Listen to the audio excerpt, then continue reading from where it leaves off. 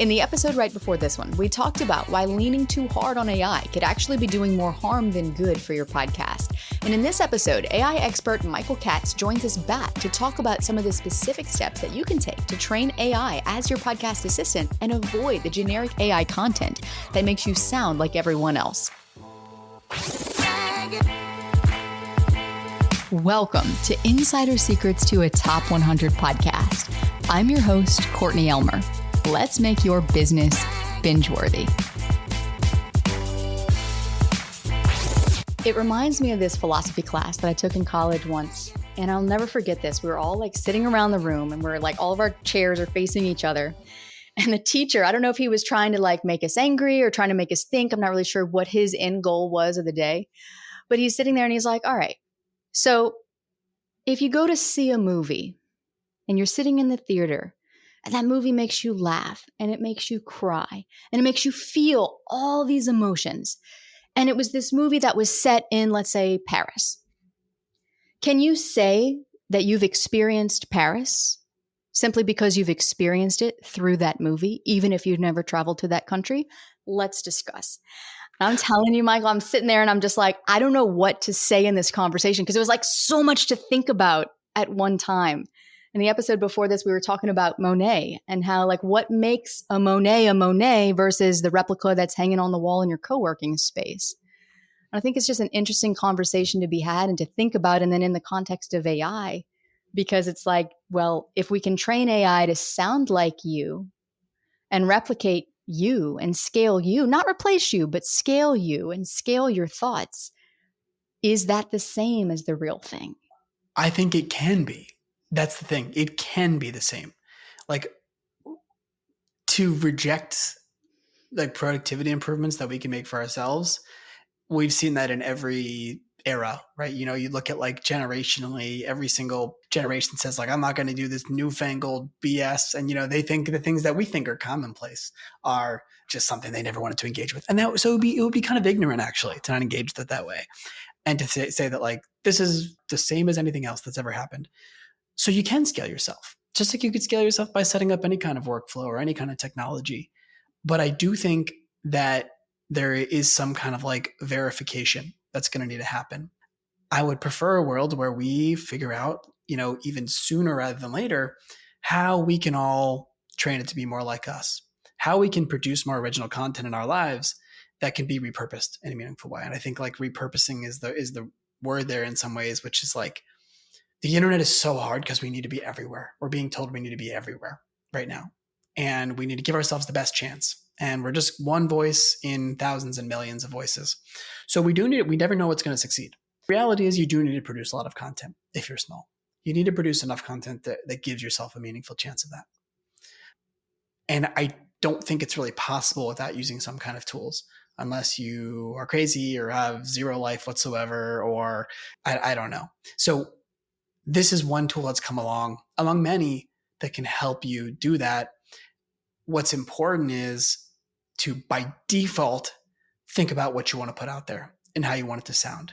And that doesn't necessarily mean meticulous editing of every single thing you do, but it does mean figuring out how to make yourself better over time. And if you are deciding between doing something that you believe is algorithmically successful and something that is authentic to you, trying to push yourself towards that authentic side, however painful that might be. And in my opinion, it shouldn't be painful. It should be what we want to lead with. And this is why I love what you're building at FlowSend, because I know that you place a huge emphasis on personalization, making it actually sound like you, and on top quality outputs. Can we define quality? What does that mean? What should that mean in this context? Yeah, it's a great question. Quality is a complicated thing. And it's something I think about every day because we're always testing the platform and testing our outputs and trying to understand what is good and what is not, and how do we keep tuning the platform. It's a little bit of, you know it when you see it. And unfortunately, you know, we as builders have to think about opinions. There's a concept of an unopinionated and an opinionated product. An unopinionated product is one that kind of lets you do whatever you want and doesn't really tell you the workflow you should use. An opinionated one is right that is restricts you to saying this is the best way to do things. We try to kind of be a little bit in the middle, but you have to be a little bit of opinionated Well, you don't have to, but we want to be a little bit opinionated in terms of what we think is really high quality, what sounds natural, what sounds human, what avoids these kinds of AI ticks. That's really important. Like, we all know what those ticks look like. We can't always define them. People try to define them, but you can't. They're just something that you can tell. And so quality, you use different kinds of models when it comes to an AI perspective. A platform that uses cheaper models is going to have a better margin. We're not. That's a choice. It's a choice to be a bad business. Okay. And we're choosing to make less money because that's what aligns to our principles right now, at least with what's available to us today. That's a principle-based decision. And I think a lot of people who've used these tools have seen that. Some people can detect it. Some people can't. The word taste comes to mind. It's a little bit, it sounds a little highbrow. I don't mean to denigrate anyone else, but yeah, there's a bit of a taste. There's an opinion, a perspective, whatever you want to call it, that we all can see. And I think that is what quality means, is basically like, does this, and quality can have grammar errors, to be clear. That can be quality too, because it's quality in the sense that it sounds normal and it sounds natural. And that's what we want to default to at the end of the day. Yeah.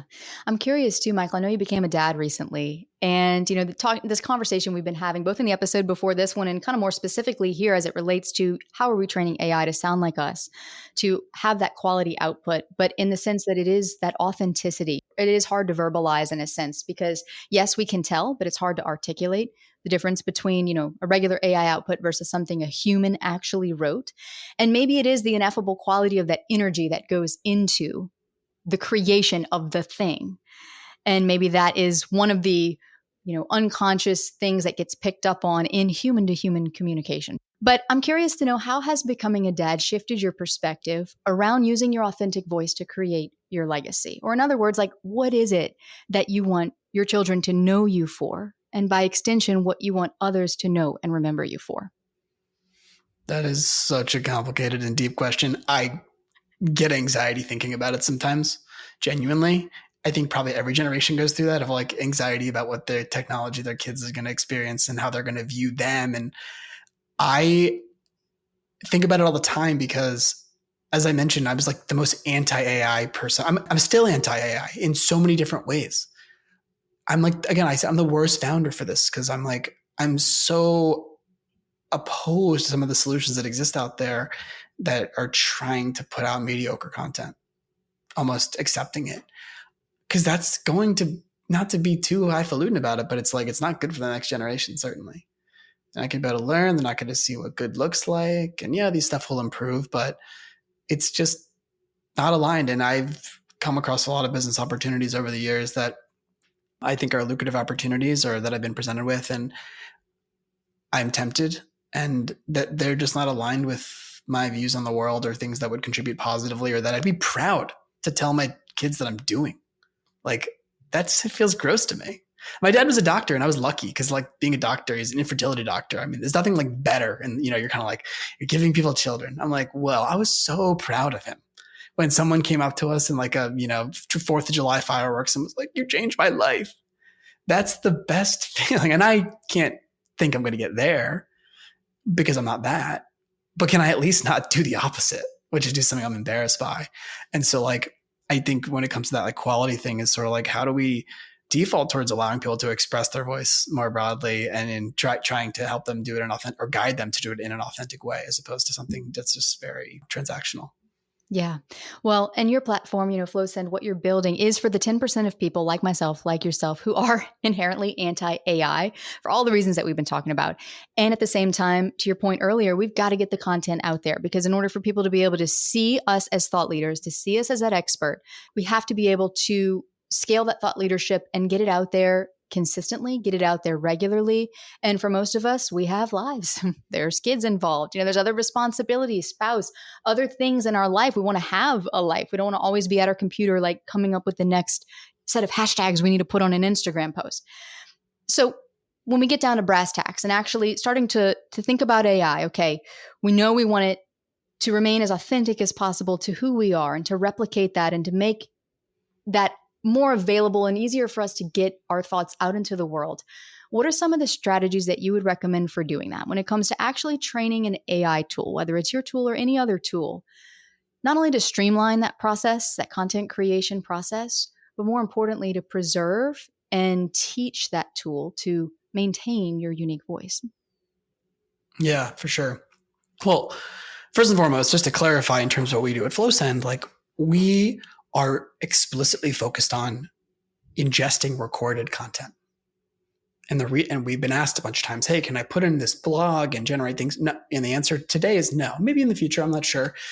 But the reason recorded content is interesting is in this era, we don't know what's coming from what. And I know you could make the argument, oh, there's deep fakes and recorded, other kinds of stuff now. But to date, we want to ingest recorded content because recorded content is what I still see as original, whether it's informal conversations that we're having or podcasts or videos.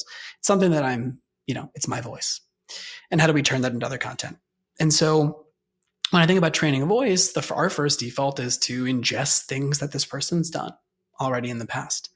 And we encourage people when they do it themselves is think about things you're proud of or that represent what they are broadly. And I think a lot of platforms out there say, we'll train your voice, just put in any random blog of yours and we'll permeate that across the rest. We actually do it on like an output by output level today. Being like, if you're a podcaster, what do your titles look like today? And what are your descriptions? What do your blogs look like? And if you don't have a history, that's something we've dealt with too, which is basically start with whatever we give you if you don't know yet, and you'll have an opinion. Try to get an opinion and put those in over time and update them as you start to understand that, right? Put your edits back into the platform, and we want to be able to learn from that. And so that's the first thing to think about is like, are there things you are proud of out there that you've done, informal or formal, that you think broadly represent what you want? And maybe that's a change. Maybe you want to be someone you're not today. That's actually cool too. Right. Or there's a creator that some people I encourage if they are a new podcaster or a new YouTuber or just creating webinar content are there people out there that you respect, whose voices you like, that you want to emulate? Start with those because we're all imitators, whether we like it or not. I see that, speaking of babies, I see that constantly is like, I'll throw something to him and he'll start throwing that thing constantly. And I'm like, holy crap, all we do in life is imitate other people. We are built for that. And so we still need to develop that. I want to give people the leeway to do so. And so that's what I really advise is like finding things you are proud of or that you think represent you or that would represent you, and do that. When it comes to the expectations around how long it should take to train AI to replicate you, can you help us set our expectations around that? The time expectation, because I feel like for me, and I went into it with this mistaken line of thinking that it was going to be able to pick it up like that. And turns out it took a lot longer on the platforms that I was using in order to train it to sound more like me. And is it 100% like me? No, I'm still there. I'm tweaking, I'm testing. So probably my overall process takes more time than it took me before just to sit down and write the thing. But I'm curious if you could help us align our expectations around that. When it comes to training a tool like this to be that assistant for you, how long does that typically take? How long should we expect it to take? I guess it depends who you are. Like for some people who, especially the more opinion or perspective you have, it's actually really easy. I think about like media companies, and we work with some media companies and agencies like that. And I think for them, they have like a set of brand guidelines. And for those people, it's actually kind of easy because it's like you've kind of already sat down and defined all these things. We use, you look at the New Yorker as a famous publication for like their editing style. And it's like, well, they put the umlaut over the whatever it is, when we have these kinds of words, it's like they know what their style is. So they've defined it. For everybody else, it's kind of implicit. Like maybe our partner or our friend could tell us how we do things, but we couldn't necessarily define that. And so for those people, it might take a little bit longer, and it might take multiple recordings or episodes, or just in general for using some kind of generic tool. You need to be kind of deliberate, in my opinion, about giving feedback. A good example in our platform that's really applicable to really any AI you're using is in our platform, you can chat with each output that we give you. So let's say we generated a newsletter for you and you chatted with it and you said it needs to be more like X, Y, Z. And someone said, well, does the platform understand my preferences now? And my thing back to it was, no, because you didn't say whether you preferred that or not. You didn't add that to your guidelines. We don't want to assume that you liked that better. Maybe you didn't like it so much. And the same goes for anything. Even if you're using a ChatGPT or a Claude or anything like that, it might have produced it for you. But did you save that? Did you tell it that's way better? Those kinds of things are really important because you have to kind of store that. and give it that feedback, or else, if you're going to do some editing outside of there, it's never going to learn. So for some people, it could take months. And for us, what we're seeing is people continue to add these instructions as they develop out a perspective. So for a lot of people, it could be immediate if they are kind of a long-time creator or a long-time business person who's been putting out content. But for some people, it's going to take months. Yeah. And in my experience, it has taken longer than I expected it to take. But also, it's really no different than if you were hiring someone new to join your team for the first time. Like, you wouldn't expect them to get it in the first day or the first week or even the first month. It's going to be an iteration process. It's going to take some time. Anytime we hire, it's 90 days. We're going to check in at 90 days and see how you're doing, how we're doing together. What are your thoughts? What are our thoughts at this point? And how do we feel this is going based on what you've been able to learn over the last 90 days?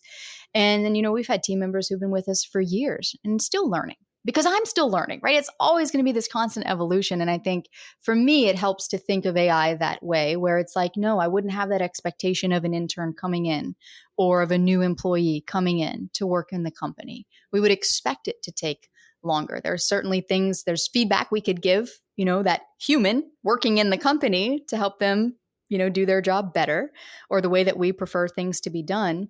And to your point, if we're not giving that same, I would imagine, specific and direct feedback to the AI tool, then it's going to take a lot longer for it to learn. And this just happened to me last week. If you're an amazing manager, you might be actually a really good candidate to use AI tools, because you know what it takes to get someone to that level. I was just dealing with this last week with an employee. He was like helping me draft a couple emails, and I was like, you know what? That doesn't sound like me. I'm sorry. He's like, well, and so I just was editing them on my own. And I was kind of like, and he's like, well, what should it have been like?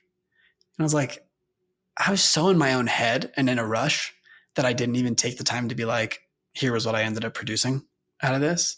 And I think that's pretty instructive about how most of us are, especially anybody with any sort of time constraints, which is everybody, is like, we don't give that feedback. And I also think one of the things that could hurt like AI's reputation in general is a lot of like hucksters out there telling you that there's this simple way to do things. Oh, create this custom GPU, whatever.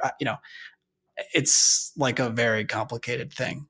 And I think the reason you use platforms, especially those that are more purpose-built, which can be kind of important in my opinion, is because there's so much changing constantly about models and the way things are used and the ways to prompt, that nobody should be expected to have to constantly stay abreast of that and think about that. It's like with investing. You're like, sometimes it's nice to just invest in the index because I don't have time to track every stock. I don't even trust that I would do better if I did.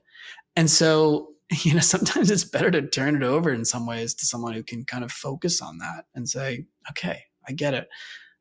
I want to engage with this in a meaningful way, but I'm not going to act like I'm the expert suddenly. Fair point.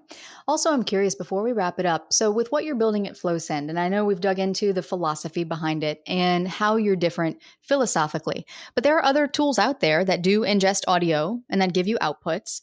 And certainly we're not here to put any other platforms down. I'm just curious to hear your take on how do you compare what you're building to other platforms specific to the podcasting space? Sure. There's a lot of really good ones out there. I mean, there's at least one or two that I think are quite solid.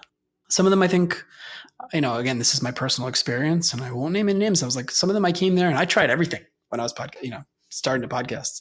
I was like, well, these ones I can tell they're just scrappy. They're trying to just go full gold rush mode on unsuspecting consumers. And a lot of people will be perfectly fine with that. Fine. They're making a lot of money per customer and they don't really care. They're fine, but they're not for me.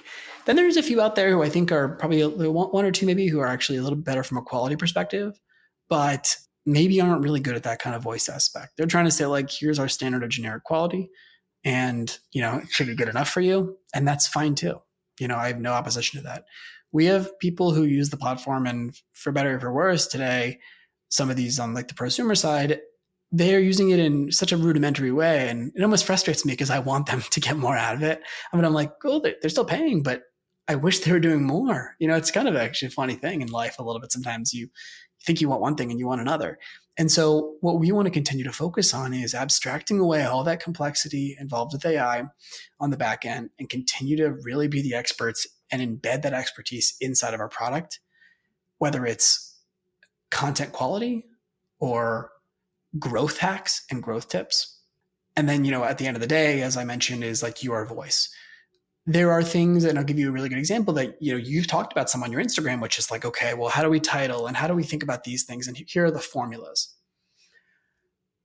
We can embed a little bit of that in our product, but some people might be turned off by that. They might say, that's not like me. That's something maybe sounds scammy. Oh, that sounds too clickbaity. I don't want to be that. I want you to have an opinion, and I want you to embed that in the product. So we're trying to keep that balance always of best practices for growth on some kind of generic level that's inoffensive, but also letting you really be the guide and making that really easy. I don't want to make it sound like it's something super complicated that you got to embed. It's like, no, it's as simple as putting some of your preferences in there and saying, here's what we think is really good. Or seeing what it comes up with the first time and saying, I'm going to give a little bit of feedback on that, and I'm going to embed that in. So it's a focus that's not going to be for everybody. Sometimes I have these moments of crisis where I'm like, should we just be cheap? Should we just have it more profitable and cheaper on our side? Should we just be certain things for certain people? And I'm kind of like, stay the course. This is the world you'd rather see. And I think for people who are your clients, who are your listeners, solopreneurs, entrepreneurs, business folks, anybody who's trying to get thought leadership out there, those people should care more than anybody what they sound like out in the market. How are they putting out their unique knowledge? How are they getting it to as many people as possible? How are they making sure that they have this content engine that's going to give themselves the best shot at success while still maintaining their humanity? I love this. Let's drop the mic right there. When we first connected, that was what really drew me into what you were creating in the first place. I'm excited to continue testing it, iterating with it, training it, because this is a really important point. Because I feel like for all those listening today, the majority of our listeners are the 10% that, you are here to serve. And it's those people who really do have an opinion. It's those who really do have thoughts to share on a specific topic and who want to be known for something. So Michael, I appreciate you continuing to push the boundaries of what's possible with AI. And of course, thank you for being here today to share your wisdom with us. Of course, I appreciate it. And can't wait to continue collaborating. And if you enjoyed this episode, you're really going to love the next one. Because if you want people to actually listen to your podcast, then you got to know how to grab their attention before they hit play. So in the next episode, I'm going to show you one of my favorite ways for doing this. So don't go anywhere, because all that's coming up next to help you make your business binge-worthy.